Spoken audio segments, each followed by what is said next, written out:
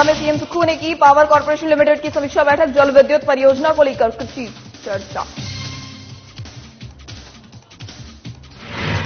ऊना में जिला मुख्यालय के बाहर बीजेपी ने निकाली आक्रोश रैली, पूर्व सीएम प्रेम कुमार धूमल ने किया समर्थन, कांग्रेस सरकार पर साधा निशाना। शिमला में 13 मार्च को कांग्रेस करेगी राजभवन का घेराव, राष्ट्रपति को सौंपा जाएगा ज्ञापन, अडानी मामले को लेकर कांग्रेस में भारी रोष। शिमला नगर निगम चुनाव की तैयारियों में जुटी कांग्रेस नेता प्रतिभा सिंह ने लिया फीडबैक, चुनावी घोषणा पत्र लाने की कही बात।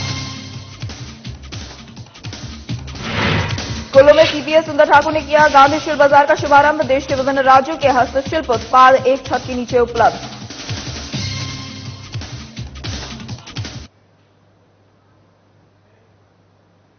नमस्कार, हिमाचल प्रदेश की खबरों में आप सभी का बहुत बहुत स्वागत है और मैं हूं आपके साथ वैष्णो सोनी। वक्त तो चला बुलेटिन का, शुरुआत करेंगे खबरों के सिलसिले की।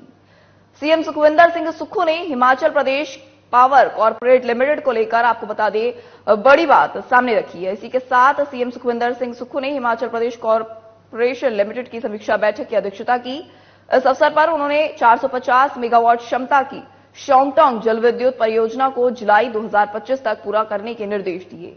वहीं उन्होंने कहा इस परियोजना के लिए वर्ष 2012 में निविदा जारी की गई थी, लेकिन विभिन्न कारणों से इसके निर्माण कार्य में विलंब हुआ है। मुख्यमंत्री ने बताया कि परियोजनाओं में विलंब के कारण इनकी निर्माण लागत में वृद्धि होती है, जिससे राज्य को नुकसान होता है। इसके साथ ही उन्होंने कहा कि सभी परियोजनाओं को समयबद्ध पूरा किया जाना चाहिए।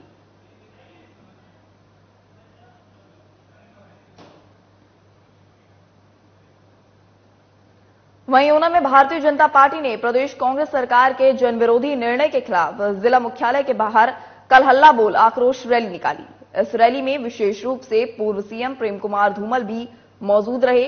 उन्होंने कांग्रेस सरकार की तरफ से बंद किए संस्थानों को लेकर निशाना साधा और सरकार के इस निर्णय का विरोध किया। आपको बता दें, पूर्व सीएम ने जनता को संबोधित करते हुए कहा कि प्रदेश में बीजेपी सरकार जनता का साथ देती है, वहीं जब जब सत्ता में कांग्रेस की सरकार आई तो जनता से छीना ही है। वहीं उन्होंने ये भी कहा कि कांग्रेस की सरकार को प्रदेश में बने मात्र 3 महीने हुए हैं और आप देख रहे हैं कि 3 महीनों में ही सरकार की जन विरोधी नीतियों के खिलाफ लोग आक्रोश जताना शुरू कर चुकी हैं।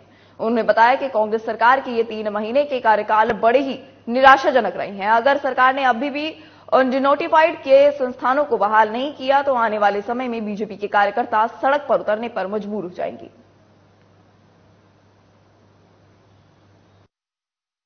कुछ दिया तो कुछ नहीं, लेकिन जो पिछली सरकार ने दिया था वो वापस ले लिया।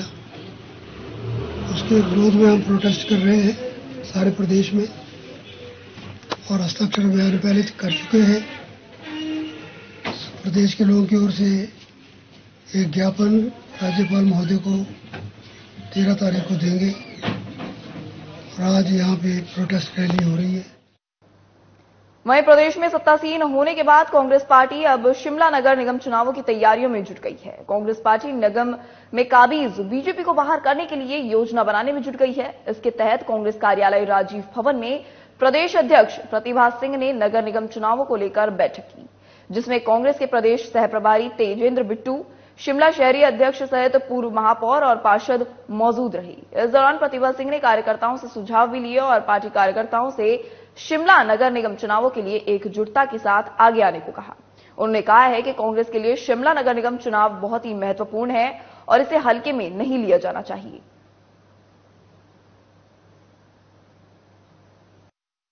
आपको सभी को पता है कि ये बहुत महत्वपूर्ण है, ये कॉर्पोरेशन के इलेक्शन। उसी की आज हमने रूपरेखा बनानी थी, सबसे व्यू पॉइंट लेना था कि आपके क्या क्या सुझाव है। तो जो लोगों ने सुझाव दिए वो हमने नोट डाउन कर लिए। अब निरंतर इसके बारे में हम टाइम टू टाइम मीटिंग करते रहेंगे और इसको जो मैनिफेस्टो हमने तैयार करना है वो शीघ्र तैयार होकर फिर हम जनता के दरबार में जाएंगे। अभी नहीं, we have to again sit down. अभी तो ये था कि जनरल सबसे मिलना था, सबसे बातचीत करनी थी, उनके क्या इंपॉर्टेंट सुझाव है।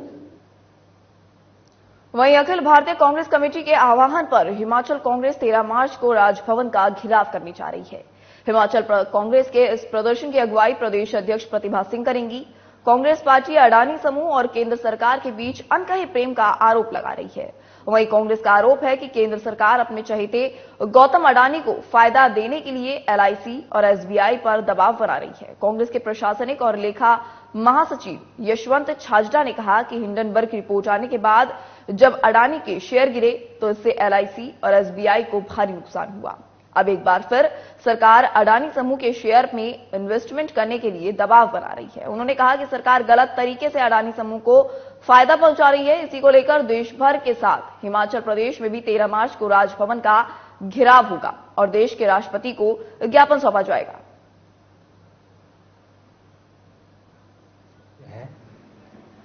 सभी राज्यों में 13 तारीख को राजभवन का जो घेराव होगा।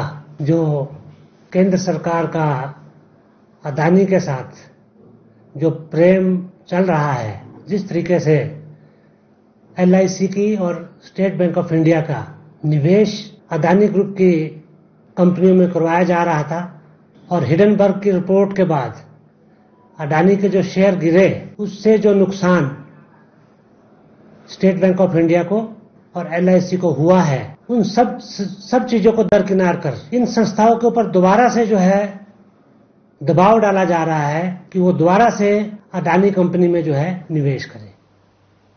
वहीं मंडी में बल बचाओ किसान संघर्ष समिति के कार्यकारी अध्यक्ष प्रेमदास चौधरी ने प्रेस वार्ता को संबोधित किया।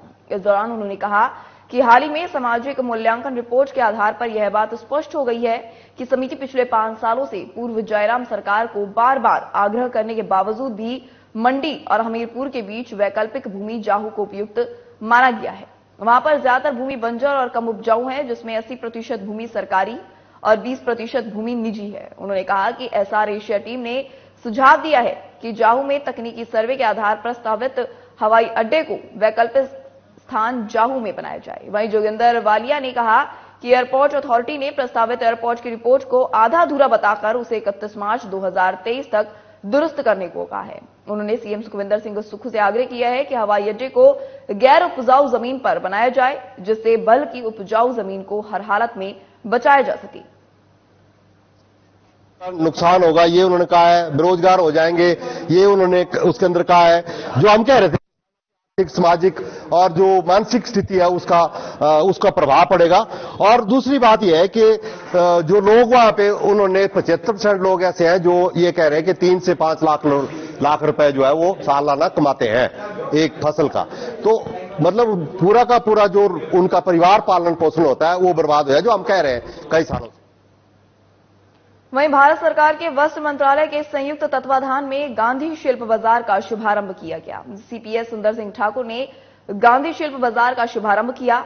18 मार्च तक चलने वाले इस शिल्प बाजार और प्रदर्शनी में देश भर के 15 राज्यों के हस्तशिल्प, हस्तकरघा, बांस के फर्नीचर और लकड़ी के खिलौने और साथ ही कई उत्पाद 100 स्टॉलों पर बिक्री के लिए उपलब्ध होंगे। मुख्य सचिव ने कहा कि प्रदेश सरकार ग्रामीण आर्थिक व्यवस्था को सुदृढ़ करने के लिए वचनबद्ध है। आने वाले समय में प्रदेश सरकार के बजट में ग्रामीण आर्थिकी के सुदृढ़ीकरण के लिए और विकास के लिए अनेक योजनाएं शुरू की जाएंगी। उन्होंने बताया कि गांधी शिल्प मेले के आयोजन से हस्तशिल्प और हथकरघा के जुड़े लोगों को अपने उत्पादों को प्रदर्शित और बिक्री के लिए मंच मिलेगा। इस दौरान पर्यटकों को एक ही छत के नीचे देश भर की विभिन्न संस्कृतियों और कलाओं से रूबरू होने का भी मौका मिलेगा।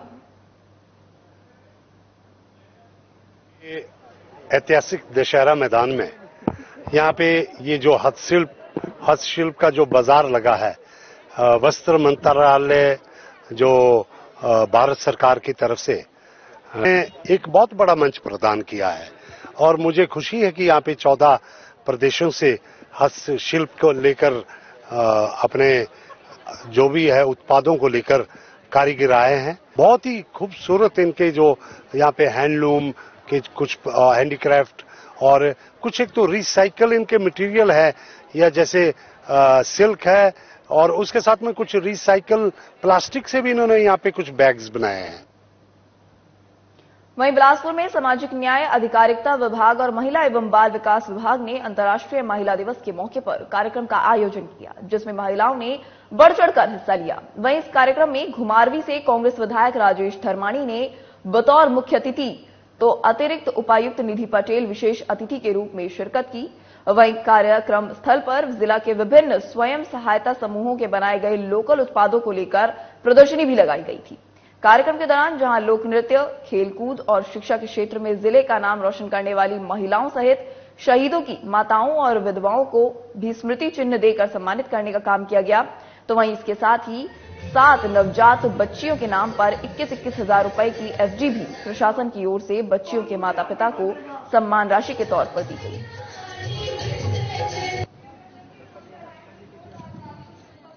इस बार अंतर्राष्ट्रीय महिला दिवस के दिन होली थी, इसलिए ये कार्यक्रम आज रखा गया है।